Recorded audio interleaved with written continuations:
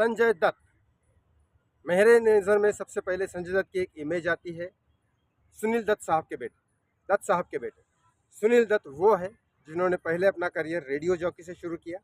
मैं इसलिए बता रहा हूँ क्योंकि यहाँ बात कुछ बताने वाली है।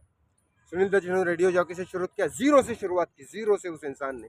उसके बाद एक जूनियर आर्टिस्ट का काम कर रहे थे, जहाँ पे नरगिस जी बहुत बड़ी हीरोइन थी, और उस शूटिंग लोकेशन पे आग लगने की वजह से नरगिस दत्त अकेली फंस गई और कोई उनको बचाने के लिए तैयार नहीं था। ये प्रोड्यूसर डायरेक्टर से भागे थे आग को देख के। उतने ही आग में सुनील दत्त साहब कूद पड़े और उन्होंने नरगिस दत्त को बचाया। इसी वजह से उनका रिश्ता हुआ, प्यार हुआ और शादी हुई।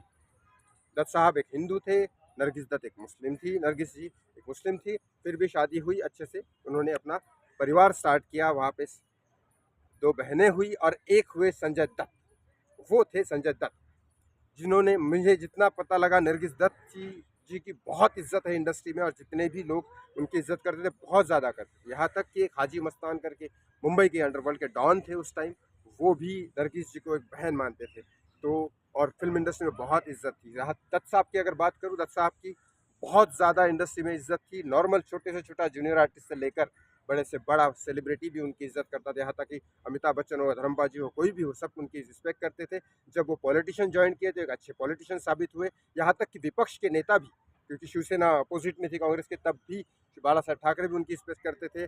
सारे बीजेपी के नेता वो रिस्पेक्ट करते थे। सारे के सारे लोग उनकी बहुत ज़्यादा रिस्पेक्ट करते थे। उन्होंने कई पदयात्रा की, कई सारे लोगों के घर बसाए, कई बहुत सारी चीज़ों की। यहाँ तक कि फिल्म इंडस्ट्री की अगर कोई प्रॉब्लम भी हो, उन्होंने खुद डिस्कस किए, लोगों को सॉल्व करके दी। मैं इसलिए कॉल कि यहाँ उनकी बात आ जाती है, इसीलिए। अब मैं बात करता हूँ सुनील दत्त। तो सुनील दत्त एक सक्सेसफुल थे, और उसके बाद जो वो टाडा केस में फंसे, बॉम्ब ब्लास्ट वाले में उनका नाम आया।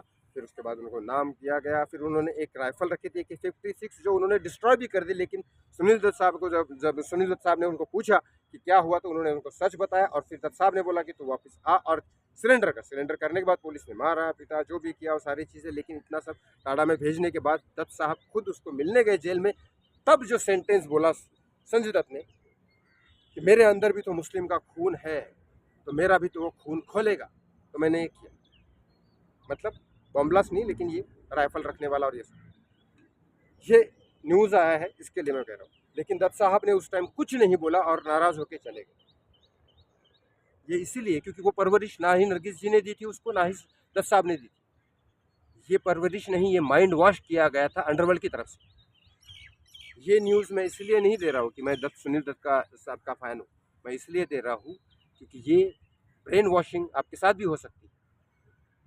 संजय दत्त तो संभल गए, थोड़े से जोशीले थे, थोड़े से मेंटली स्टेबल थे, इसलिए वो संभल गए। अंदर हनुमान चालीसा, गणेश स्तोत्र, ये वो सब पढ़ा उन्होंने अंदर, और समझ में आ गया उनको शास्त्र, और उसके हिसाब से वो समझ गए वहाँ से, और अच्छे इंसान बन के निकले। आज एक अच्छे इंसान की ज़िंदगी जी रहे। लेकिन ये मेरे न्यूज़ देने के पीछे कारण है कि ये माइंड वॉश किया जाता है कि नरगिस जी ने कभी मुस्लिम का सपोर्ट नहीं किया, या हिंदू का सपोर्ट नहीं किया, या सुनील दत्त साहब ने हिंदू और मुस्लिम का कोई सपोर्ट नहीं किया। उन्होंने सिर्फ इंसानियत का सपोर्ट किया। और ऐसे ही सुनील दत्त का, संजय दत्त का माइंड वॉश किया गया दाऊद या जो भी है उनकी तरफ से, कि तू मुस्लिम है, नरगिस दत्त ये है वो है, उसकी तरफ से ये।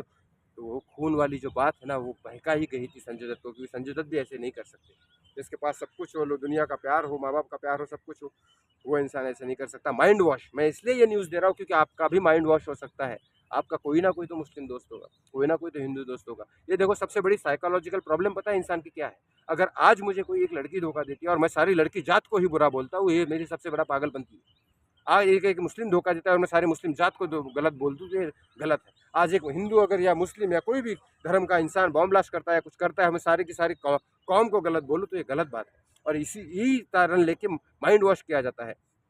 दाऊद और अंडरवर्ल्ड वाले लोग ये दुनिया को क्यों नहीं समझा पाते? उस बॉम्ब ब्लास्ट में सारे मुस्लिम भी मरे, बहुत सारे।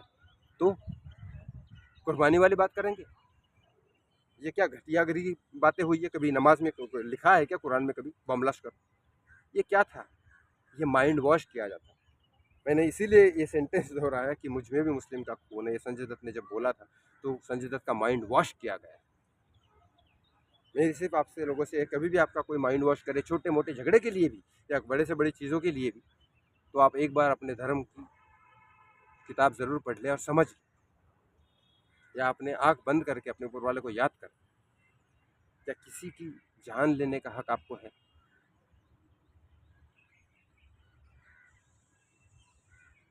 मैं यही कहना चाहूँगा और कुछ